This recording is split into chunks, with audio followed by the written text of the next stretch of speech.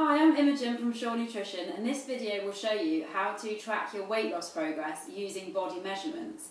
Now, body measurements are really important because when most of us embark on a new weight loss plan or journey, we actually become slaves to the scales, and that's really bad because sometimes we don't get the results we want on the scales. We weigh ourselves and we don't necessarily see massive changes, and that can really dishearten us and kind of knock us off track. And it's therefore really important to use body measurements as well, because there are some instances when you won't necessarily notice a massive difference on the scales, but you will actually notice quite a big difference in body measurements. So things, for example, like if you're quite bloated or you have quite a lot of water retention, and actually eating really clean will help to get rid of those things, that can actually have a really big impact on your measurements, but might not actually show that much on the scales. Or another thing is, you've probably heard the saying that muscle weighs more than fat, and that actually is very true. So if you are doing a lot of exercise along with eating clean, you may find that you're increasing your muscle mass, which may actually make your weight increase or stay the same, but actually again your measurements have changed quite a lot. So all you really need to do this is a measuring tape. So I've got a really nice kind of girly one here, but you can just use a normal kind of sewing measuring tape. That's all you really need. And along with my lovely model Liz, we're going to show you step by step how to do all of your body measurements to help you track your weight loss.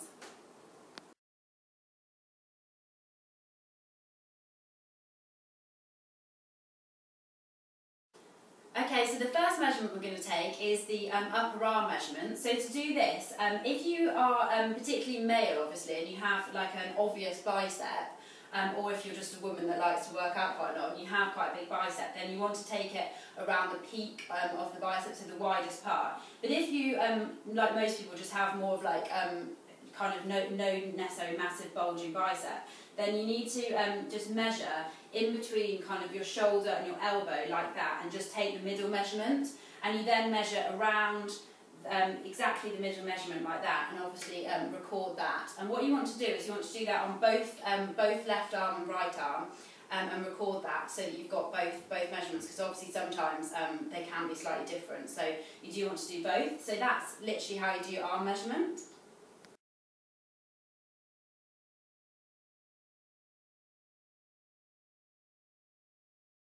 Okay, so the next bit we're going to do is our chest measurement, and the best way to do this is to measure right around the nipple area. So if you just go behind yourself, so you can try and do this yourself, but obviously it is much easier if you can get someone to help you.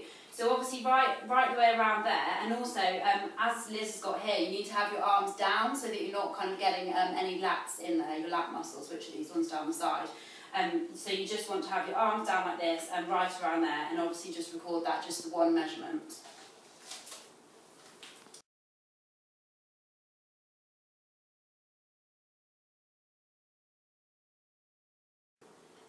So then the next one down is our waist measurement, and the best place to do this is just directly around the belly button. And the good thing with doing it directly around the belly button is that we're then getting in the love handles, which obviously women particularly generally tend to have, kind of wanting to lose weight from that area, which is great because that's what we're trying to track.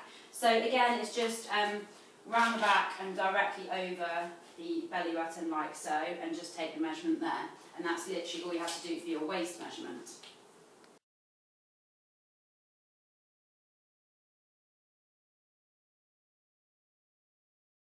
So the next measurement down we're going to take is our hip measurement, and to do this you need to be stood with your feet together and your legs touching like Liz is doing now. And so to do this you actually use the widest part of your bum to measure your hips measurement. So if you just turn slightly to the side, yeah, that's great. So we just go right round that widest part there, and then all the way round, and obviously just record that on your chart. And that's exactly how you do your hips measurement.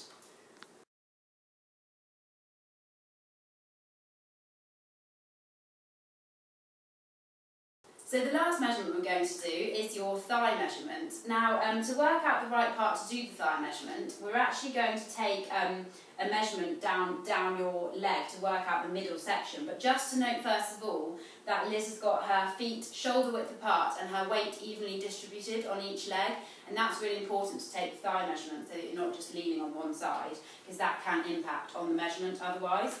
So to work out the middle section, what you want to do is take the halfway point between your inseam and your knee, so measuring this bit here, taking the middle value of that and then measuring around that. That's going to give you your thigh measurement. And as we did with the arms, it's really important with the thigh to do both thighs separately and obviously mark left and right on your chart so that you know exactly which one, because again there can be slight variations between different legs, and obviously you want to know that there's consistency there. So that's how you do your thigh measurements.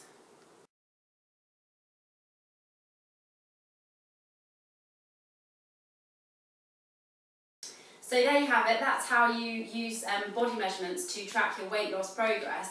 Now you may be wondering how often you should actually be measuring yourself. Well, most of us generally weigh and probably measure ourselves far too often and then get disheartened when we don't get the good results. So my advice would be, if you're doing my 30-day weight loss challenge or you're signed up to Sure Nutrition Online, you'll actually be prompted when is the right time to measure yourself and how often, so you will know that. But if you're not doing either of those things, I would recommend that if you're doing something quite intensely and maybe at the very beginning of a weight loss journey, you might want to do it certainly no more often than once a week, but ideally about every 10 to 14 days so that you can actually see the changes.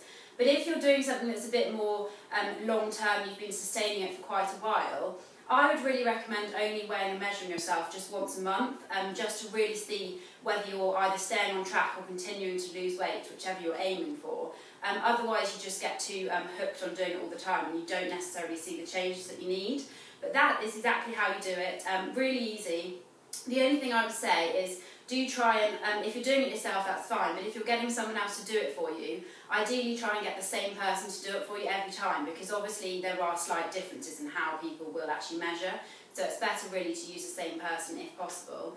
And also obviously make sure you're recording it properly on a chart or something. Again, if you're on one of my programs, you'll have been sent your own chart.